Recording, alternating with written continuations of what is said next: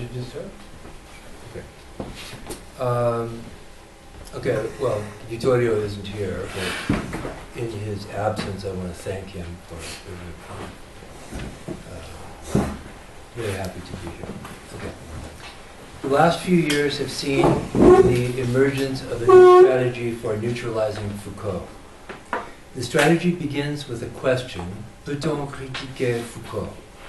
Can we, are we permitted, or is it possible to criticize Foucault? A question that positions those who ask it as transgressors, rebels, or perhaps innovators. They have either profaned and exposed as such the sacred spaces allotted to him and his work at the university, or they are testing the boundaries of what can be said about Foucault, given, as the title suggests, that it may not be possible to criticize his work, even in the diversity of methods, approaches, and subject matter that characterizes it. But this specific question, like all other questions, is not posed in the abstract. A recent collection of essays begins by posing the question in order to answer it not only in the affirmative, but in the imperative. We must criticize Foucault, above all the so-called late Foucault, a Foucault who is said to have lost his bearings and who quietly, if not secretly, endorsed certain fundamental aspects of neoliberalism at the very moment that the Keynesian model of the welfare state or l'État-providence was under assault in North America and Western Europe. Of course, anyone who seeks to discredit Foucault can count on significant support both inside and outside the academy. Unlike nearly any other study of Foucault, Zamora and Barent's collection Foucault and Neoliberalism, and that's the English title. The French title is somewhat different. Critiquer Foucault, les années 80 et les tentations néolibérales, was celebrated in the pages of the Washington Post, the New York Times, and the Guardian, despite the fact that these news outlets have all tended, with some qualifications, to support neoliberal reforms globally. And we might think of the position they all took on Greece in 2015. Moreover, the Foucault we are asked to criticize is not the Foucault we thought we knew, the Foucault whose views were perfectly acceptable to critics of neoliberalism, but another hidden Foucault, a Foucault who appears in letters and interviews, those apparently spontaneous and hence more sincere expressions of his thought, in contrast to the carefully constructed and calculated works for which he is known. The paradox here is that the true Foucault, their true Foucault, the proponent of neoliberal reforms, was so well hidden and silenced as to be invisible and inaudible, and thus without effects of any kind, until he was unearthed and exposed by his critics for all to see. It would be possible for the identification of a heretofore non-existent, or at least unnoticed Foucault, to bring to light hitherto unexamined strata in his published works, or to highlight their contradictions. The effect of what amounts to constructing and then criticizing a new Foucault, in this case, is exactly the opposite. This work devalues and diverts attention from the discursive reality or materiality of the written text of his lectures from 1978 through 1980, especially where they offer a critical analysis of the foundations of liberal and neoliberal thought. It is particularly striking that in the years 1978 and 1979, the years of theoretical as well as political counter-revolution, Foucault would offer in his seminars Security, Territory, Population, and the Birth of Biopolitics a detailed and quite extraordinary critical analysis of the biopolitical effects of the market as understood by the economists and physiocrats of the 18th century that may be read as the foundation for what he will call la phobie d'état, or state phobia. It was he who declared in the opening lecture of the 1979-1980 course, that's The Birth of Biopolitics, that, quote, the eruption of the market as the principle of verediction, unquote, was an absolutely fundamental phenomenon in the history of Western governmentality.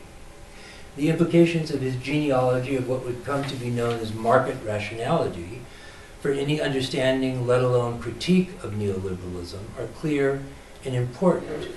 We would thus be like the frustrated prefect of Poe's purloined letter, who, searching for what is essential in the hidden and the marginal, fails to see what is in plain sight if we allowed this analysis to be ignored.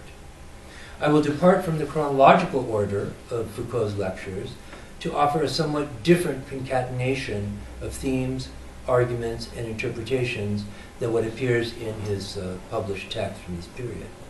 In fact, the fact that his lectures took place during the very years that David Harvey identified as the neoliberal turning point in the world's social and economic history allows us to see the necessarily provisional character of Foucault's genealogy of what amounts to the theoretical and practical conditions of possibility of this turning point, as if he were discovering a reality that was emerging as he wrote, and which was thus only unevenly and incompletely intelligible.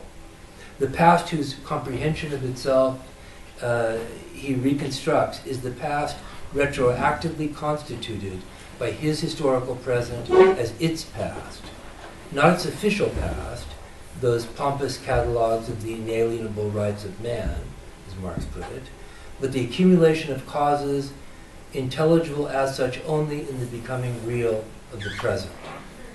I want to begin with Foucault's account of the emergence of political economy, understood in a theoretical sense as, quote, a certain strictly limited analysis of the production and circulation of wealth, unquote, and in a practical sense as, quote, an entire method of government capable of assuring the prosperity of the nation, unquote, as stated in his first lecture delivered on January 10th, 1979, in The Birth of Biopolitics. Above all, however, political economy was, and I'm here rearranging his utterances, a theoretical practice of governing by means of the self-limitation of government. Unlike law, whose functions in nature or the will of God placed it outside of and sometimes in opposition to the rationality associated with governing, which Foucault understood as raison d'etat, political economy emerged as one of the modalities of this rationality, most notably that by which an equilibrium between population and food supply could be created and maintained, thereby reducing crime and preventing revolt.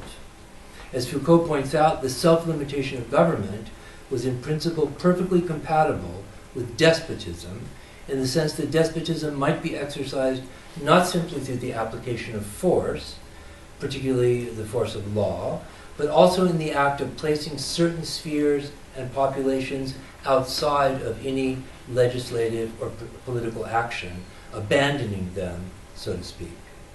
Moreover, the physiocrats, according to Foucault, held that despotism was political power not without any limits, but without external limits, such as law and the principles of legality and legitimacy, and whose limits were those alone that it placed upon itself. In a precisely analogous way, the economic realm could suffer no regulations except those it imposed upon itself through the processes of production and distribution. The first was the guarantee and protection of the second. Political economy, then, took as its object the governmental practices directed at economic life, but it did so not to determine whether these practices were legitimate or not, but rather what the effects of these practices were likely to be at any given moment. Concerning the levying of taxes, for example, political economy did not ask whether the sovereign had the right to tax, but only whether taxation would have an effect on the economy, and if so, whether that effect would be positive or negative. The results of such an analysis might well demand a condemnation of a given political practice, but the condemnation would be based on consequences and not legal principles. Economic consequences were in turn grounded in necessity and intelligible mechanisms that determined the production and circulation of wealth, and that as such could not be ignored or denied by political practice without demonstrable consequences. This is what Foucault calls political economy's discovery, that is, the thing that it brought into existence in order to be able to discover it. Quote, not natural rights anterior to the exercise of governmentality, but a naturality proper to the very practice of government, unquote. This naturality is not an external norm to which political economy should adhere. It is the necessity that determines the success or failure of economic government, the inescapable correlate of its operations. It is a law of nature that prices rise during times of food shortage, and that they, with the predictability of the motion of the earth around the sun, will continue to rise until such time as a sufficient number of suppliers, attracted by unusually high profits, replenish the market, causing prices to fall to affordable levels. To interfere with the operation of such natural laws in the name of moral imperatives, such as feeding those unable to purchase sufficient food, will only defer the restoration of the natural, quote-unquote, ratio of supply and demand.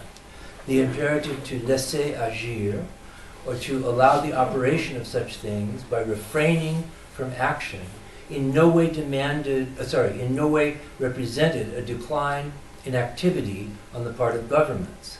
On the contrary, this imperative demanded nothing less than the perpetually renewed and reenacted decision not to act, not to interfere, a decision, as we will see, heavy with consequences in 18th century France, where allowing prices to rise beyond the reach of a significant part of the population for more than a few days, especially in rural areas, necessitated the enforcement of the laws of nature by protecting that peculiar form of movable property, commonly referred to as food, with armed force.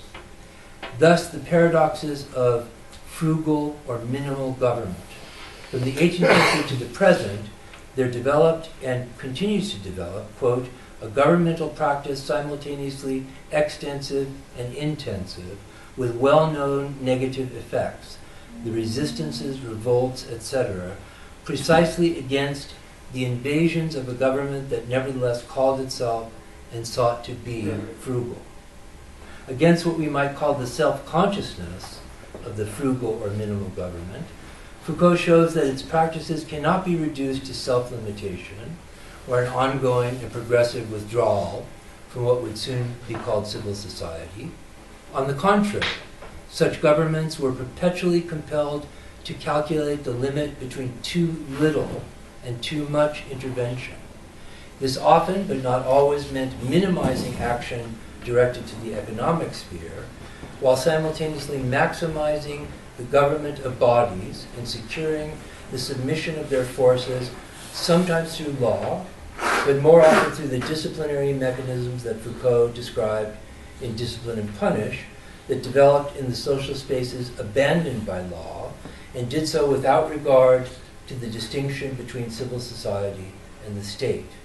In fact, we might argue that the withdrawal of the state precisely in the name of good government, which is not the same thing as no government, that is strategically, with precise objectives from what was regarded as a natural sphere endowed with equally natural laws proper to it, that is the field of commerce, between individuals motivated by a calculable self-interest, made their actions both intelligible and predictable. It was the precise form that the naturality characteristic of the object of political economy took that permitted what Foucault, the emergence of what Foucault calls a regime of truth.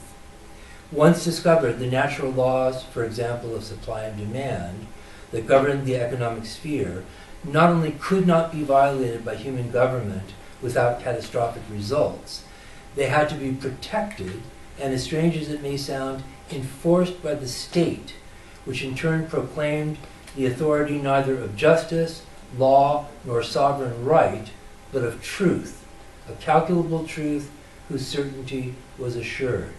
At this point, Foucault takes great pains to make it clear that such proclamations in no way indicate that political economy had inaugurated a reign of the true, that the art of governing had finally acceded at that moment to rationality, or that in general the society had crossed, quote, a threshold of scientificity. Quote. Practices of governmentality from the Middle Ages to the 17th century had, in a sense, quote, already constituted as a privileged object of government intervention and regulation, unquote, a site of what Foucault calls jurisdiction, that is, the imposition of moral laws or principles on producers and merchants to prevent them from extracting excess or unjust profits, as they were called, through fraud, hoarding, or the raising of prices beyond the reach of the poor. In the 18th century, the very notion of juste prix, as just price, was transformed into juste prix, understood as the correct or appropriate price, later or soon to be called the natural price, expressing the ratio of supply to demand without regard to extrinsic factors such as the state of need of a given population. Jurisdiction, he argues, was thus replaced by veridiction, and governmental practices were henceforth justified and legitimated by reference to the true or the false. The market, quote, appeared on the one hand as something that obeyed and had to obey natural, that is, spontaneous mechanisms, even if we are not capable of grasping these mechanisms in their complexity. Mechanisms so spontaneous that in attempting to modify them, we can only alter or, quote, this is a quote within a quote, denature them. By refraining from interfering with these natural mechanisms, we allow the true or natural price of goods to emerge. In this way, price becomes the standard by which governmental practices can be judged correct or erroneous. The market thus spoke the truth to power, a truth power could not afford to ignore without courting failure, that is, dearth or even famine. It is useful to recall at this point that Foucault neither accepts the notion that the unimpeded market is the site of truth. I mean, it's ridiculous I have to say that. A truth grounded in unchanging nature, nor its opposite. And this is important. That this notion and those to which it is connected in the discourse of political economy are simply ideological falsifications, falsehoods, and illusions. If the latter were the case, if these ideas were simply ideas, illusions, one could dispel these false ideas by stating true ideas, by subjecting the tenets of political economy to a critique. Instead, and here we see Foucault's materialism, the basic elements of political economy were, quote, established and inscribed imperiously in the real by an ensemble of real practices, unquote. The power-knowledge complex to which Foucault refers can be understood as a kind of parallelism of theory and practice. Political economy is, he tells us, the correlate of the practical material processes of transformation that created the market in its modern sense, understood as the site of a natural spontaneous order and the veridiction it made possible and required at the same time as a condition of its own autonomy. It is at this point in his argument, or rather following the line connecting a series of recurrent points in his argument, that we can detect a certain hollowness in the text of Foucault's lectures. He carefully avoids specifying the practical effects that accompanied the emergence of political economy and through which its analytic categories were inscribed as historical reality, even though his analysis points to and in some measure depends upon an acknowledgement of these effects. To do so, to explore these, would mean invoking Marx, above all the final section of Volume 1 of Capital, the so-called primitive accumulation.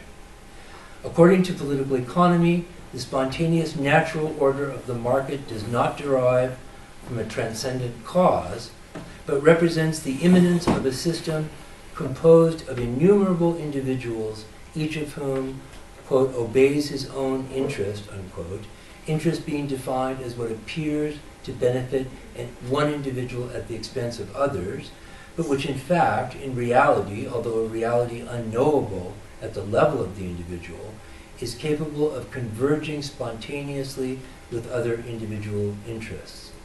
It is precisely this obedience to one's own interest that makes every individual governable. It allows human action to be calculated and predicted.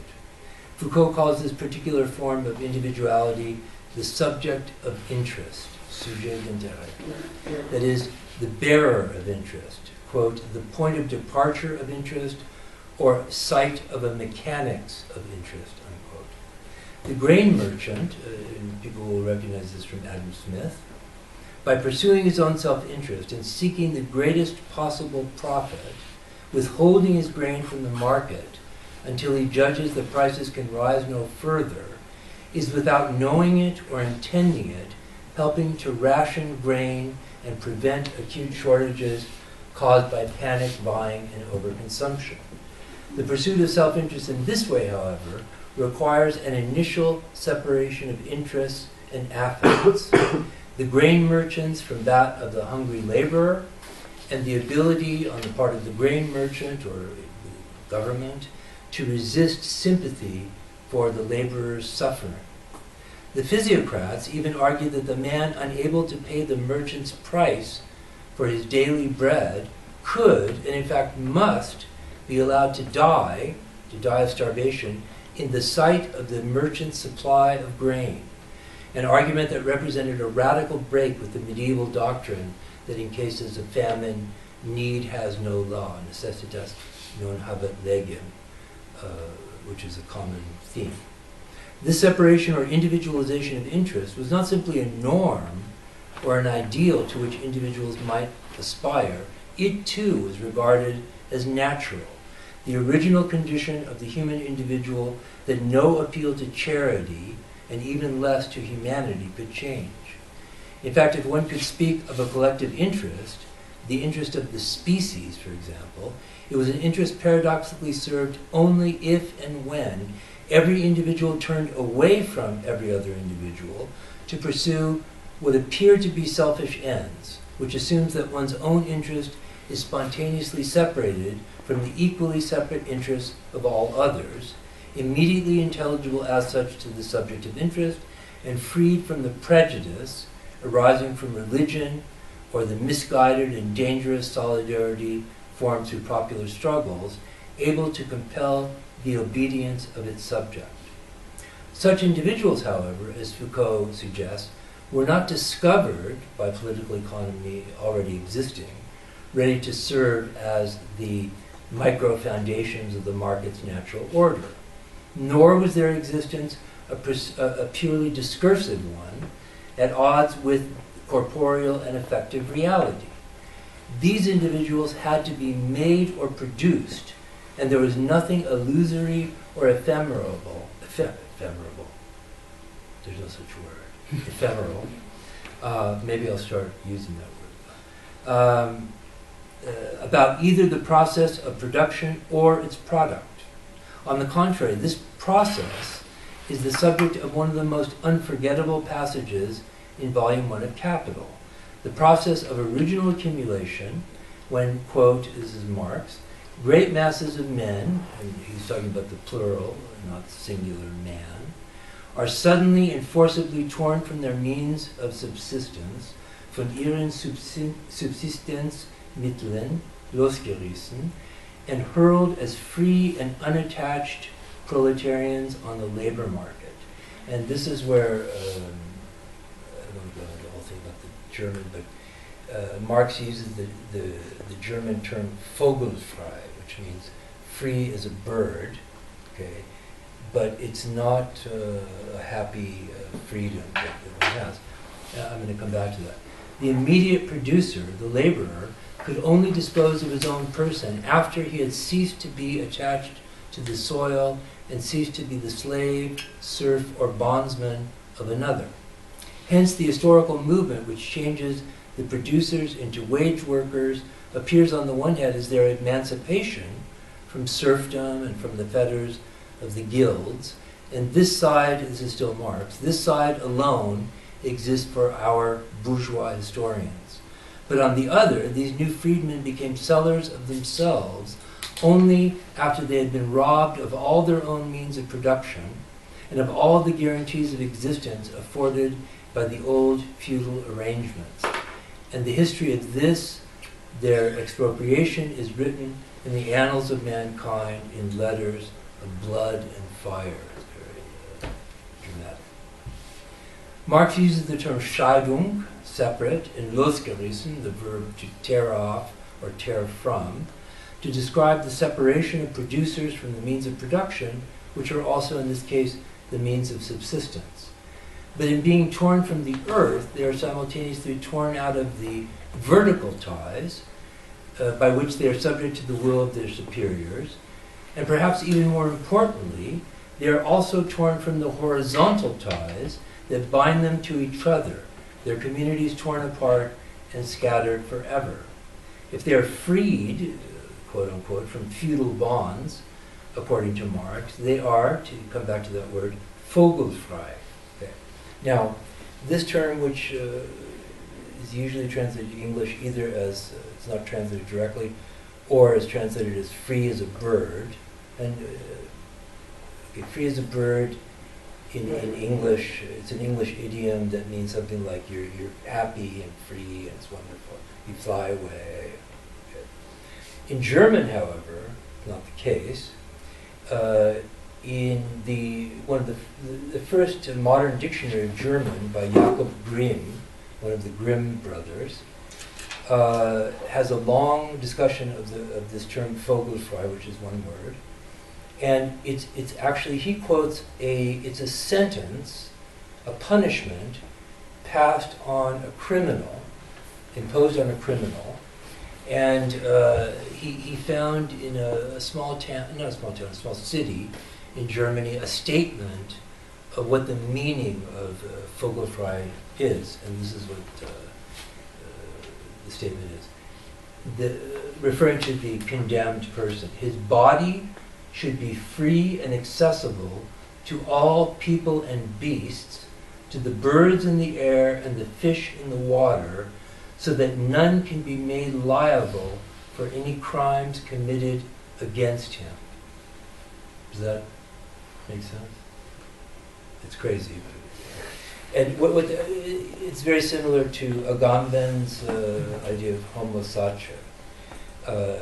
Whoever kills the person declared vogelfrei cannot be punished by law. It's a matter of legal indifference. Okay. So, obviously, you do not want to be vogelfrei, right? Okay. As property was absolutized and producers were torn away from the means of subsistence, hurled and scattered across the land, traditional communities broke up, and the social ties characterizing these communities, both vertical relations of subjection and horizontal relations of community, were severed. If these masterless men, as Hobbes put it, were equal in their freedom, it was in the sense of individuals in Hobbes' state of nature, a rough equality of the power of mind and body, rather than an equality of right that separated individuals by means of a principle of repulsion as competitors in a violent world of scarce resources. The increasing tendency of states to refrain from making food accessible during times of shortage or famine, either by direct distribution or by emergency decrees to lower the price of grain, abandoning the people to the spontaneous order of the market that was declared to be the only rational provisioning of the nation, intensified the effects of primitive accumulation and contributed to the scattering of populations. Did those in government then not fear the mass vagabondage that such changes brought about? They did, and the well-known multiplication of laws guarding and protecting property, together with a sharp increase in the severity of the penalties levied against those who violated them, was a reflection of the degree of this fear, especially as the phenomenon of the food riot became common in the 18th century, and I'm referring to the work by E.P. Thompson on food riots. Foucault in Discipline and Punish evokes the bloody side of punishment carried out by the state. At the moment it begins its decline, only to be eclipsed by the subtle coercion of the panoptical model, utilized in different forms by a disciplinary regime, in no way confined to the state and the system of legality. One of the hallmarks of this regime was its systematic commitment to individualization, that is, to the suppression of all, quote, horizontal conjunctions that might blur or complicate the separation of individuals, above all, the partitioning of their affects and interests. Foucault never proposes replacing the positive model of discipline with a negative model of market coercion through want and destitution. On the contrary, the one presupposes the other. The individual subject who emerged from this crucible, separated from all the forms of sustenance, affective or nutritive, conscious of and responsible for himself and no one else, was not simply what Althusser called the subject of imputation, the subject to whom responsibility causal as well as moral was imputed. This is Kant's formula. This was also a subject whose separation from others at the level of practice as well as theory, in the simultaneity of their development, allowed it to be what Foucault calls the subject of interest in a double sense. It could be an active subject or agent only insofar as it was subject to interest, its choices and decisions determined by obedience to an interest that could never be confused with that of anyone else, and therefore an atomized interest or self-interest that Foucault calls intransmissible. So that's his way of saying interest belongs to only one person. In the 18th century, especially in the tradition of English empiricism, Foucault tells us, quote, interest appears for the first time as a form of will that is both immediately and absolutely subjective. This is in part what prevents any easy identification of the subject of interest with a legal or juridical subject. Citing Hume, Foucault notes that unconditional obedience to interest undermines, for example, the very notion of contract, itself the foundation of commerce. An individual enters into a contractual agreement on the basis of interest, but only as a means to an end. Should a contract cease at any point to serve that individual's interest, what grounds could there be for his continuing to honor it? And moving beyond Foucault's analysis, one could easily say that the very notion of property and ownership might be at odds with the unhindered pursuit of self-interest, a fact that produces a contradiction that his analysis does not account for. Self-interest certainly dictates that I recognize and want others to recognize my exclusive right to my property, but that recognition is intransmissible, to use Foucault's term. My interest in no way compels me or even urges me to recognize the exclusive right of others to their property, which is indeed nothing but a barrier to my appropriating it.